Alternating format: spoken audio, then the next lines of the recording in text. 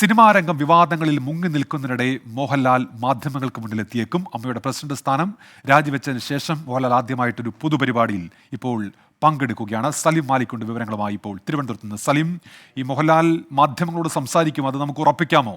ഈ വിഷയത്തിലൊക്കെ നിലപാട് പറയുമോ അദ്ദേഹം ഇന്ന്? സലിം.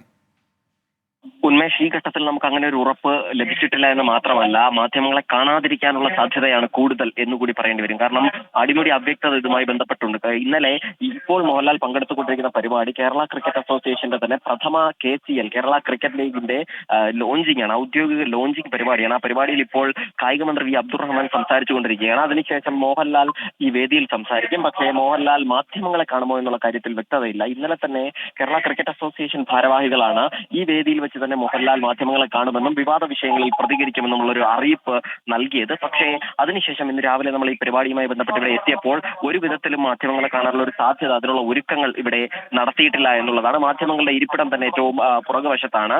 വലിയ വേദിയിൽ നിരവധി ആളുകൾ പങ്കെടുക്കുന്ന ഒരു വേദിയാണ്, 100-ലധികം ആളുകളുണ്ട്. അതുകൊണ്ട് തന്നെ ഒരു വിധത്തിലുള്ള ഒരുക്കങ്ങളോ വാർത്താ സമ്മേളനത്തിലുള്ള തയ്യാറെടുപ്പുകളോ ഇവിടെ നടത്തിയിട്ടുമില്ല. മോഹൻലാലുമായി ബന്ധപ്പെട്ട കേന്ദ്രങ്ങൾ പറയുന്നതും ഏറ്റവും അവസാന നിമിഷം വരെയും അങ്ങനെ ഒരു അറിയിപ്പ് ലഭിച്ചിട്ടില്ല എന്നുള്ളതാണ്. അതുകൊണ്ട് തന്നെ ആ വിഷയത്തിൽ ഒരു വലിയ അവ്യക്തതയുണ്ട്. അതേസമയം അല്പസമയത്തിനകം തന്നെ മോഹൻലാൽ ഈ പൊതുവേദിയിൽ പ്രസംഗിക്കുമ്പോൾ ഏതെങ്കിലും തരത്തിലുള്ള വിവാദ വിഷയങ്ങൾ പരാമർശിക്കുമോ എന്നുള്ളതാണ് നമ്മൾ കാത്തിരിക്കേണ്ടത്. പക്ഷേ അങ്ങനെ വിവാദ വിഷയങ്ങൾ പരാമർശിക്കേണ്ട ഒരു വേദിയല്ല ഇത് എന്നുള്ളതുകൂടി പ്രധാനപ്പെട്ട കാര്യമാണ്. KCLന്റെ ലോഞ്ചിങ് ആണ് എന്നുള്ളതാണ്. മാത്രമല്ല ഇതിനുശേഷം മോഹൻലാൽ ഇന്ന് തിരുവനന്തപുരത്ത് തന്നെ 2 പരിപാടികൾ കൂടിയുണ്ട്.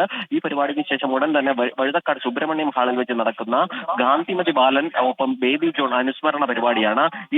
ഈ പരിപാടിക്ക് ശേഷം അതിനുശേഷം ശ്രീകുമാരൻ തമ്പി ഫൗണ്ടേഷന്റെ അവാർഡ് ദാനമാണ്. ഈ പരിപാടിയിലും മോഹൻലാൽ പങ്കെടുക്കും. അത് 4 മണിക്കാണ്. അങ്ങനെ 2 പരിപാടികൾ കൂടി ഇനിയും മോഹൻലാലിന് ബാക്കിയുള്ളത് കൊണ്ട് തന്നെ ഇതിനിടയിൽ ഏത് സമയത്ത് മാധ്യമങ്ങളെ കാണും എന്നുള്ള കാര്യത്തിൽ ഒരു വിധത്തിലുള്ള വ്യക്തതയുമില്ല. മാത്രമല്ല മറ്റൊരു വാതിൽ വഴിയാണ് മോഹൻലാൽ ഈ വേദിയിലേക്ക് എത്തിയത്. മാധ്യമങ്ങളെ വെട്ടിച്ച് മറ്റൊരു മുൻവശത്തു കൂടിയുള്ള വാതിൽ വഴിയാണ് മോഹൻലാൽ ഇവിടേക്ക് എത്തുകയും ചെയ്തത്. ഉന്മേഷ്.